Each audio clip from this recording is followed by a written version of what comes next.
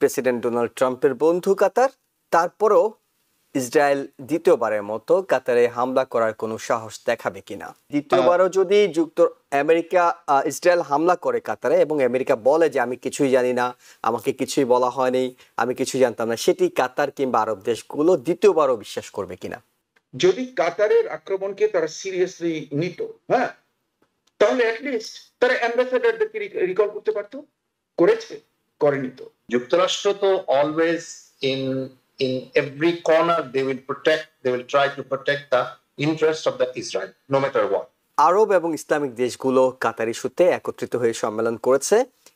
President Donald ট্রাম্পের বন্ধু কাতার, তারপরও ইসরায়েল দ্বিতীয়বারের মতো কাতারে হামলা করার কোনো সাহস দেখাবে কিনা?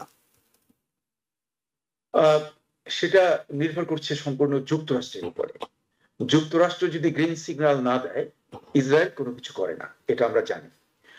কাজে সেটা দেখা যায় যে কি হয়। তাহলে প্রশ্নটা একটু এইভাবে বলি যে দ্বিতীয়বারও যদি আমেরিকা ইসরায়েল হামলা করে কাতারে এবং আমেরিকা বলে যে আমি কিছুই জানি না, আমাকে কিছুই বলা হয়নি, আমি কিছুই জানতাম না, সেটি কাতার কিংবা আরব দেশগুলো দ্বিতীয়বারও বিশ্বাস করবে কিনা? না, ওরা বিশ্বাস করতেও পারে, নাও করতে পারে। সবাই যে এক বিশ্বাস করবে তাও কিন্তু আমার মনে হয় না। তাদের মধ্যে কিন্তু মতদ্বৈততাও রয়েছে। আচ্ছা, বিশ্বাস যদি না করে তাদের কিছু করণীয় আছে পাল্টা?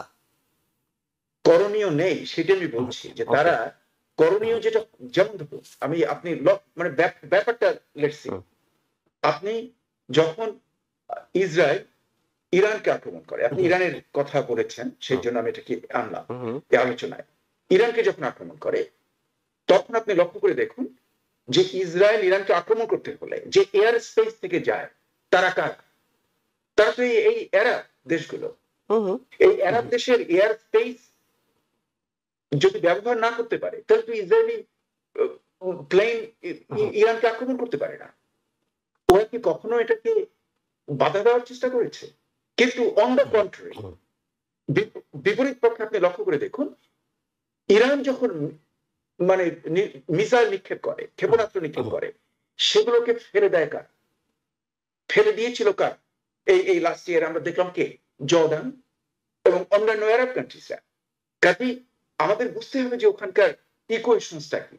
এটা একটা জটিল পরিস্থিতি।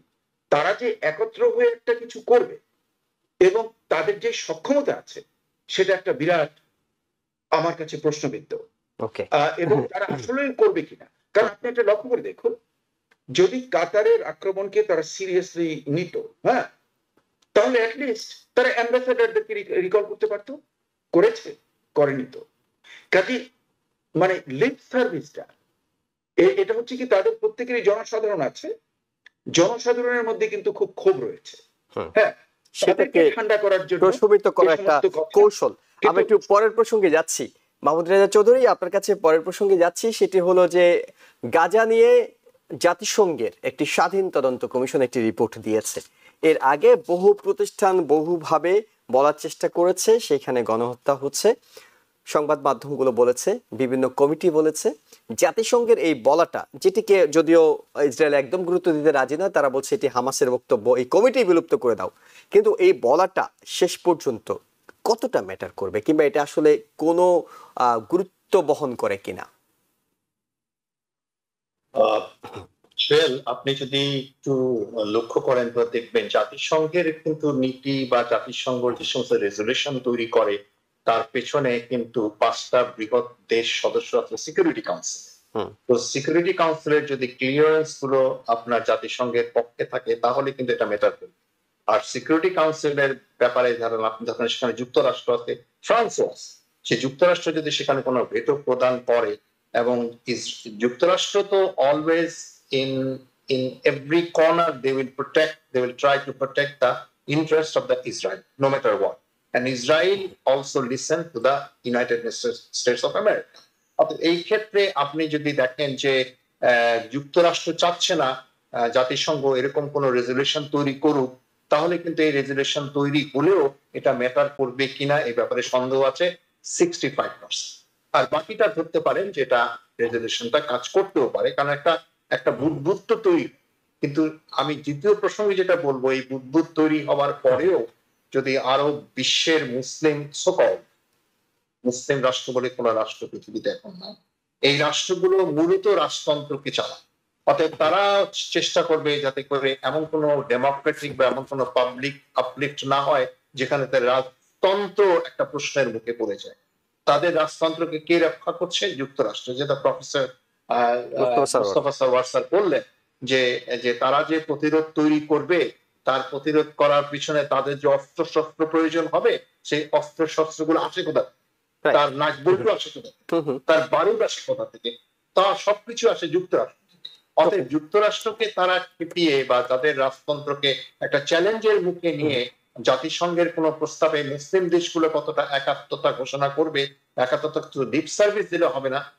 স্যার প্রায় এই শব্দটা ব্যবহার করেছেন আজকে দুই একবার, লিপ সার্ভিস। সেই লিপ সার্ভিসটাই হচ্ছে এখন বিশ্বের একটা বড় সার্ভিস। জাতিসংঘ দিয়ে থাকে সার্ভিস বলেন আর আপনি সেলস সার্ভিস বলেন, মানবতার সার্ভিস বলেন, সবচেয়ে কাজ করছে লিপ সার্ভিস, অ্যাকশনে কিন্তু কেউ।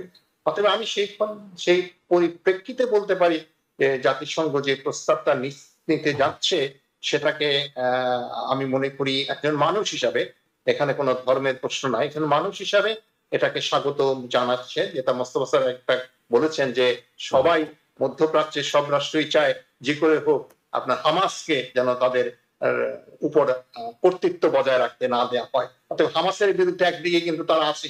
অতএব সেই অর্থে যেখানে মুসলিম বিশ্ব বিভক্ত, বিভিন্ন ভাবে বিভক্ত, অতএব তারা কোনো এক প্রশ্নে যেখানে গণতন্ত্র প্রতিষ্ঠা হবে সেই প্রশ্নে কিন্তু তারাও কোনো মতামত দিবে না। দ্বিতীয়ত হচ্ছে হামাস যদি সন্ত্রাসী হয়ে থাকে তাহলে আমি বলবো সন্ত্রাসী কম বেশি বিভিন্ন টাইটেলে বিভিন্ন ফেসে পৃথিবীর সবাই যারা আছে তারা সবাই কম বেশি সন্ত্রাসী, কারণ সবাই মানবতার বিরুদ্ধে কাজ করছে, মানবতার পক্ষে কেউ কাজ করছে। আমার